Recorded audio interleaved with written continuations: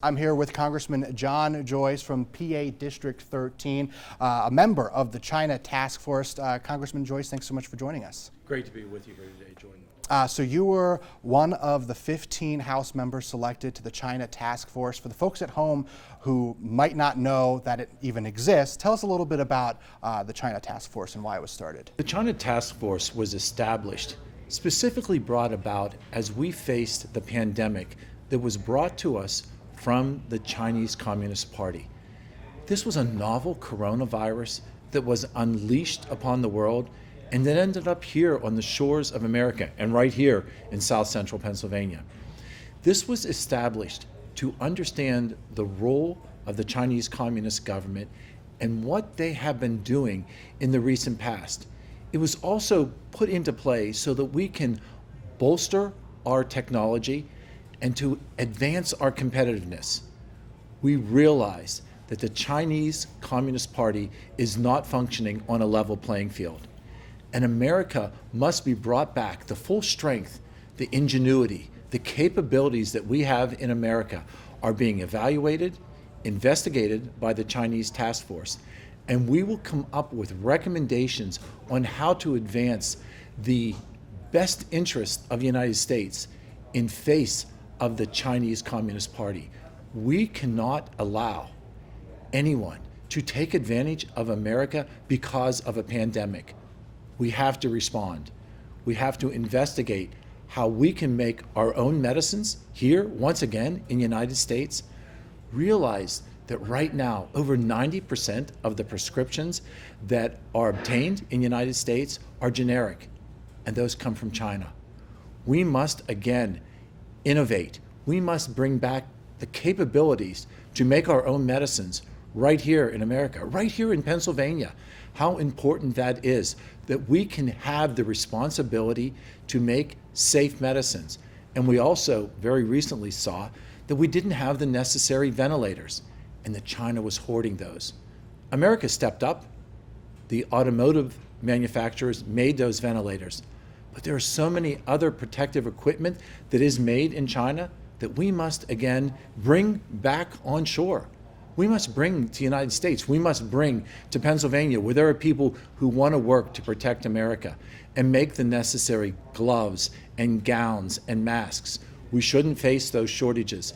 We must be prepared. And that's what the China Task Force is investigating.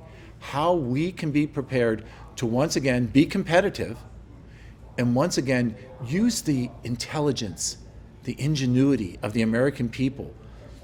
We can understand this, we can compete head on with China, and we will be successful.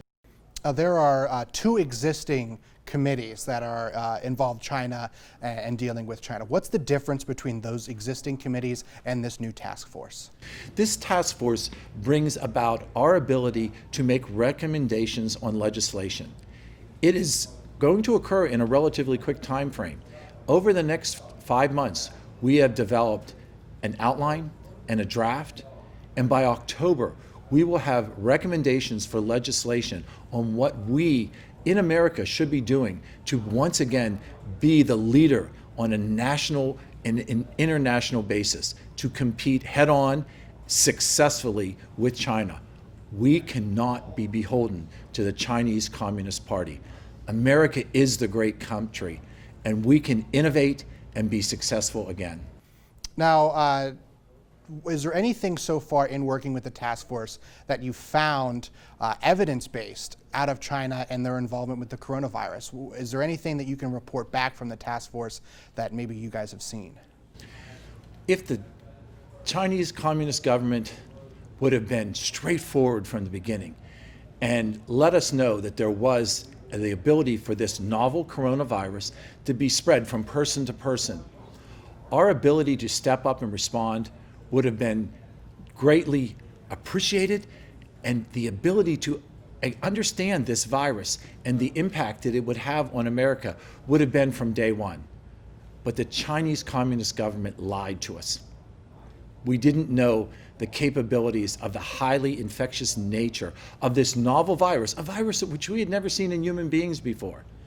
And the task force is resolute on working together to be prepared, that we must have the capabilities to understand how we can protect our citizens and how we can respond in face of any type of crisis like this again.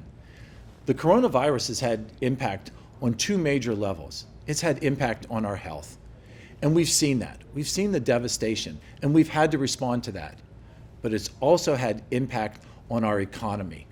And this is going to be a recovery. We have to be prepared to step back up and respond against the Chinese Communist government, to work together to realize that had this been stopped in China, that the impact on the world, and specifically on the United States, could have been much less.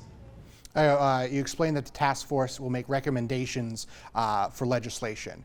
The Blue Dogs Coalition has kind of come out and talked about possibly there's a House resolution to do an independent commission that would have legislative powers and maybe be bipartisan. There's no Democratic member of Congress that is in this task force. Do you think that's something that needs to be taken, a step that needs to be taken, maybe something that can just do legislation on themselves or act in a legislative way? Our responsibilities as members of Congress is to legislate from within, and I welcome this to be a bipartisan task force. We need input from all of Congress, and we've reached out, and we're looking forward to that continued input from both sides of the aisle, Jordan. I think it's definitely interesting, the more we find out about the origins of the coronavirus. Is there anything that the task force can do? I know the president has kind of spoken about it. Any type of repercussions for China or the way that we deal with China going forward because of the evidence we're seeing coming out of there? The Chinese Communist Party must be held accountable. They manipulate currency. They come in and they work within the United States to infiltrate and steal our technology. They send spies in that go into the ability of higher education formats and take the research that's occurring right here in the United States and send that back to China. We, as a task force, are currently evaluating that. We have a clear understanding that anyone who is working in a university setting has the responsibilities to that university. You cannot have shared responsibility and send the research that you're doing right here in the United States back to China. Recently, we saw that at Harvard University, where the chairman of the chemistry department was working for the Chinese Communist government. We cannot allow any situations like that to occur again.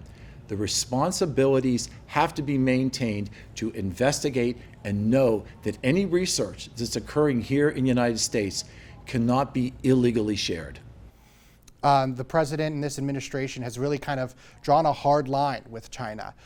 Is that something that going forward with this task force that you'll be able to continue to do? And how do you kind of balance that relationship with China? Because as you said, there are a lot of trade agreements with China. There's a trade agreement there. There are things that we get from China. How do you kind of balance this relationship? Americans are a fair group of people, and we're looking for a level playing field. That's what Americans want to see.